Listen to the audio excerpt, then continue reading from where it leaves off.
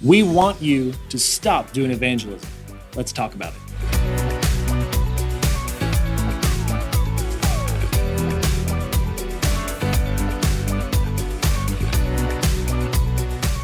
All right, Cameron, I got a question for you. What social media platforms are you currently on? I'm on Facebook, Instagram. I'm on Snapchat, but I don't really use it. Twitter, same thing. I don't really use it.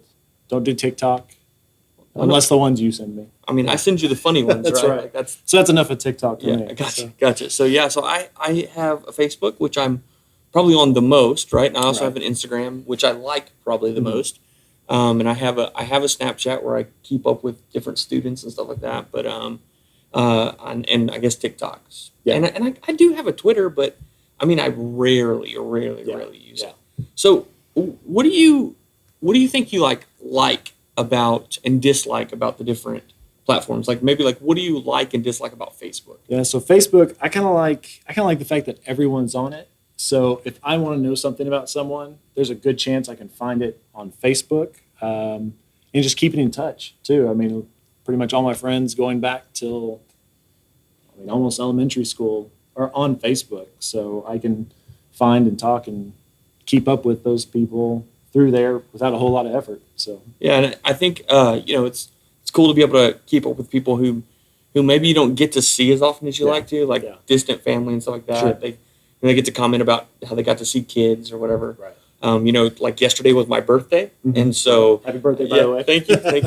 So that was kind of cool to get to see everybody who's told me happy birthday and stuff. And that's a fun part. What do you maybe like dislikes? What Facebook? I hate the drama. Yeah. I hate the drama on Facebook. It's always every time you're scrolling, there's always something negative that kind of catches your attention, and you get sucked into, and then it just makes you feel bad the rest of the day. And so it's not only do you know you're wasting time, but you also are in a bad mood because you read something that's negative. I think that's a big thing for me is the fact that it's so easy for people to share something that's negative because all they have to do is simply hit the share button. Right. So, and it can be a news article or whatever, or something, a bad blog post that someone. Sure.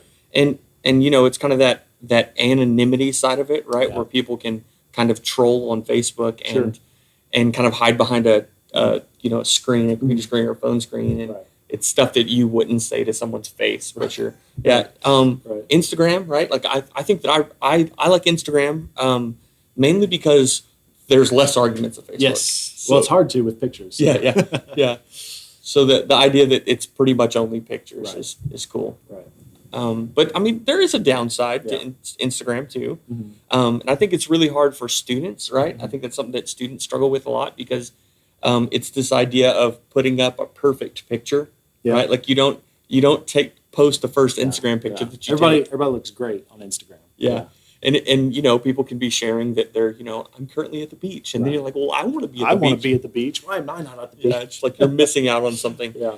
And Snapchat is kind of similar. Yeah. Kind of similar to Instagram, except for stuff doesn't last as long. So Instagram kind of took over that story side that Snapchat had, but kind of that idea of that quick storytelling is pretty cool. Mm-hmm. But downsides of Snapchat. Yeah, downsides are there's scary that you can send someone something and it disappears. It just disappears. Yeah. So maybe that's a good thing for some people, but if you're dealing with youth and trying to figure out how to keep them safe online, that's definitely it's for sure scary. And then the new one that I think everybody's kind of scared of right now. It's kind of funny to me, but is TikTok. And listen, I would be embarrassed to tell you how much time I spend on TikTok. Right? Because it's a lot of time on TikTok. I love the fact that it's like 15-second videos, maybe a minute at most. Yeah. But because I've used TikTok, they're like the videos are like curated to the things know you. Yeah, they know you me, right? Okay. So it's like they know you better than you know you. Yes. Okay. And like I end up laughing so much watching TikTok videos, and it's really funny too because Hattie's like gotten really big into like those chiropractor pop videos. You know what I'm talking about? And so now I just get those randomly, and I'm like, Hattie, come watch this thing. And it's like this random chiropractor popping somebody's neck. And so it's pretty funny. Yeah. And but the downside is because there are videos that are curated for you. Yeah. There's videos that like aren't in your wheelhouse. Yeah. You know, like it's like the teenage girl making fun of something or dancing, Yeah. and you're like, this is not. That's not in my wheelhouse. Yeah, I don't want to watch this girl's choreography. They're trying to thing. open your horizons. Yeah, I'm out on that. I guess the last one's Twitter. What are your thoughts on that? Twitter's kind of like, I feel like it's kind of the professional version. It's not LinkedIn, obviously, Yeah. but that's a whole other It doesn't thing. even count. Yeah, it doesn't even count. But it's like the most professional of the actual social medias, I feel like, with Instagram, it's a lot of young people, it's a lot of businesses trying to drum up business, whereas Twitter is a lot of I feel like news or people talking about their business, what they, their desk job or something. I don't know, that's what it kind of feels like. Yeah, and so I don't know about you, but it's not like I read the Wall Street Journal beforehand. Oh no, but I feel like that's the kind of people who are on Twitter. That's all the who's time. on It's Twitter, like right? The people who drink coffee and read the Wall Street Journal. Now listen, if you're watching this video and that's you like the Wall Street Journal, maybe you should check out Twitter. Check out Twitter. Yeah. That's right. And there's still a little bit of drama on Twitter every once in a while. People getting Twitter fights for sure. Yeah, but it's not near as much as like Facebook. So yeah, and that's probably because of the traffic, really. So I bet that's right. Yeah. So do you feel like with the growth of social media that has just changed culture? Oh, for sure.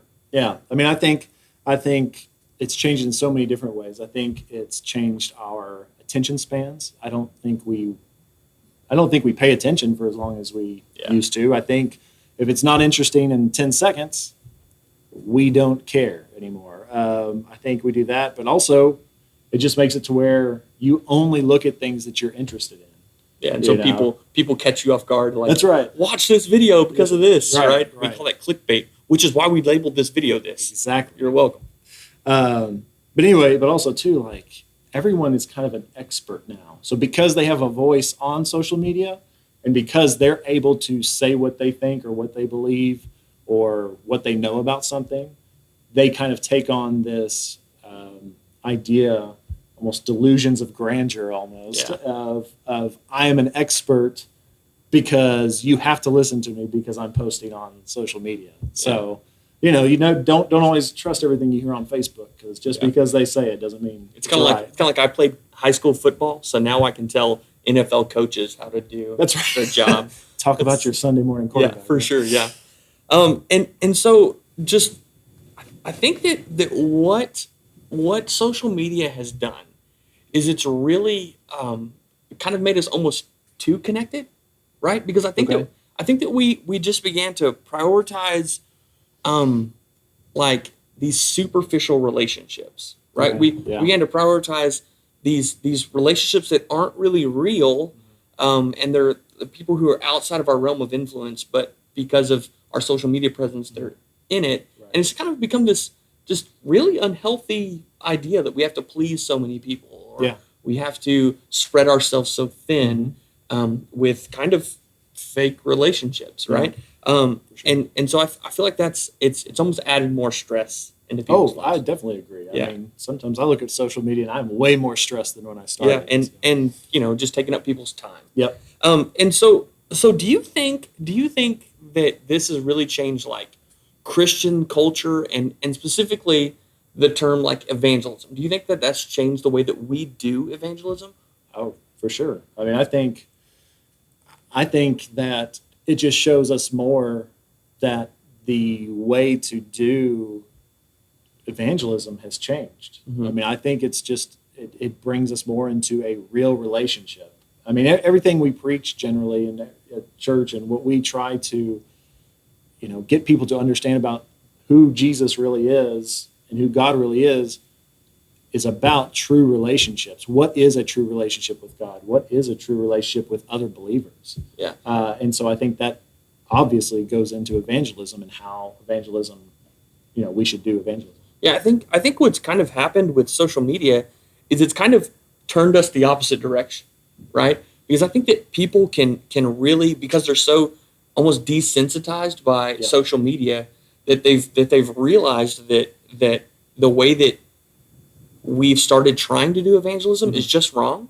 And so what I like to call it is like batch evangelism. Batch evangelism. Yep. Batch evangelism. Yep. So Yep. like we try to do one thing and let that cover all of our evangelism. Yeah. So let's all go out this one day, Yeah. once a year, and let's go evangelize this one day, and then we're done. And Yeah. then we'll come back again next year and try to pick it Yeah. up. Or it's like when, you see your grandma share like a post and it's like, everybody, pray now for this, right? And it's okay that she shared that, Right. but that's not evangelism, right? And so because people aren't seeking that batch evangelism, they're seeking like real relationships. Yeah. They're seeking like authenticity, Right. and so it's not hit the DM all when you're sending an invite to church. Right. Like people sense that Right. that separation. They're Right. really seeking after something that's They want you to come to them specifically and ask them something and have that relationship versus just, hey, I sent this batch email yeah. to. Yeah, and I think that's the idea of the way that we used to do evangelism, right? Like kind of like gone are the days of door to door knocking, or or the giant crusades where people would show up, or these general posts. Come to church with me for Christmas, right? Like kind of gone are not necessarily gone are those things, but gone are really the effectiveness, Right. of those things. I think those had a big effect at one point. Mm-hmm. I think they really did.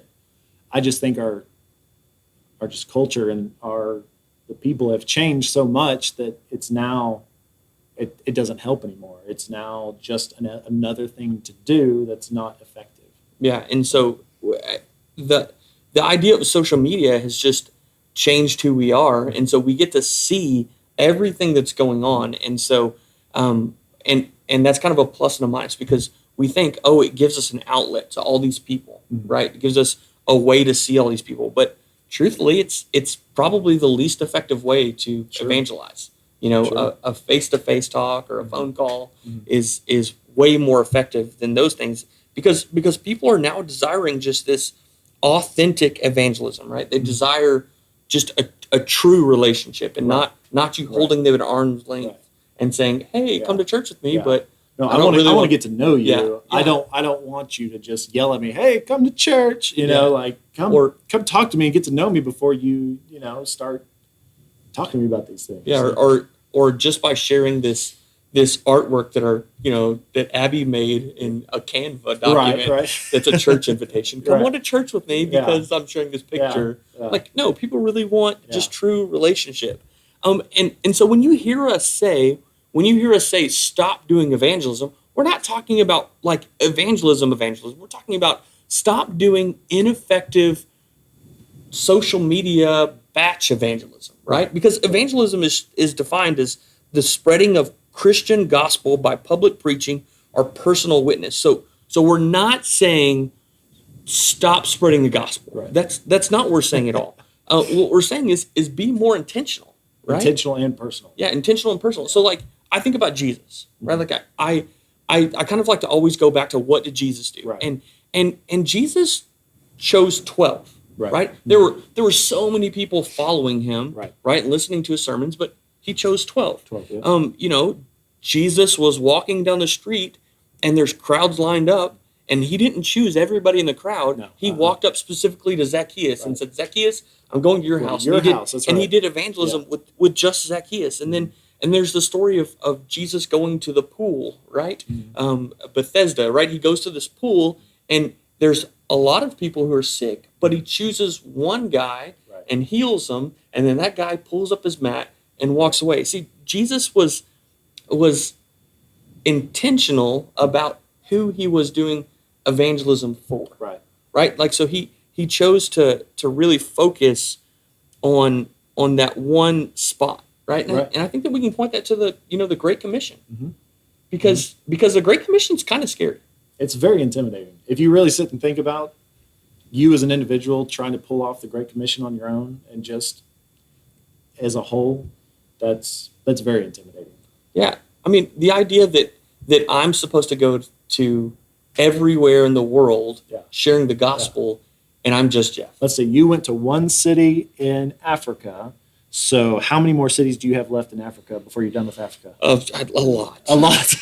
I'm not even through with Waxahachie. Not even through with, yeah, that's right. Just forget Africa. Let's just talk about Yeah. Texas or Ellis County. Let's talk about Ellis County. Being done with Ellis So County. it's scary, Yeah. right? And I think that the thing that we can do is realize that we don't have to do that batch evangelism. We don't Right. have to Right. go, and try to reach everyone. Mm-hmm. But together we can do that. Right. So I think the mindset has to change. Yeah. I think it's a mindset change that instead of like what you're calling batch evangelism, which is just trying to get everyone in one location and just try to hit them all at the same time. I think we need to think more in terms of compounding evangelism. Yeah. To where, because of the overwhelming nature of the Great Commission, you do it as a church, as the church as a whole, not even just as one church in an area, but the overall church body of Christ. We do it all together in our spheres of influence. Yeah. So we also do go out and do mission work in Africa or other places, but it's to a specific group where we have a connection in Africa to allow us to go in and have that sphere of influence. I mean, you didn't just go and just fly into Africa and just randomly pick someone No. and say, hey, come here, let me tell you about Jesus. Right? I mean, Yeah. like you had connections in Africa that would allow you to have that sphere of influence. Yeah, but I also think about just like I tell students this all the time, right? Like no one can reach your friends like you can. Yep, that's right? right. Like Yep. even though I'm a youth pastor Yeah. or whatever you want to call me, Yeah. right? Like no one can reach their friends like they can. Right. And so it's the same idea that Jesus, right? Jesus, had 12. Right. And then those 12 went and found more people that compounding exponential growth that happens. For you financial guys, it's like compounding interest. Okay, that's what we're looking at. Right It adds upon each other, That's right? right. Like it's this idea that if I reach 12, then each one of those 12 reach another 12, and so if we look at it that way, I mean, this idea of evangelism no longer becomes this giant burden for us to carry by ourselves. For sure. Instead, we feel like we're all in this together, and it's important for us to realize that we can focus on a few. Mm-hmm. Right? We can pick a few people to build relationships with the hope of sharing Christ, or just building relationships with people to build relationships with people, Yep. and they see what Christ is doing in your life, Yeah. and that points them to Christ. So it's okay to do that and not worry about the thousands of people, because you may not be best suited to have those conversations with those people. And one of my favorite authors and preachers really is a guy named Andy Stanley, and he's pretty influential in especially youth ministry circles. And he has this one quote, and it says, "Do for one what you wish you could do for everyone." Right? Yeah, And that's great. he points that to Jesus, that Jesus went and sought and did for the one what he wishes that he could do for everyone. So when we think about evangelism, you don't have to spread yourself thin. It's okay to be small and do those small relationships well, Right. than to spread yourself thin and have bad experiences. Yeah, I think that's great. Yeah. Do one what you wish you could do for everyone. Thanks for joining us today. If you have any questions or anything you're curious about, leave it down in the comments. We'd love to hear from you, and we'll see you next time.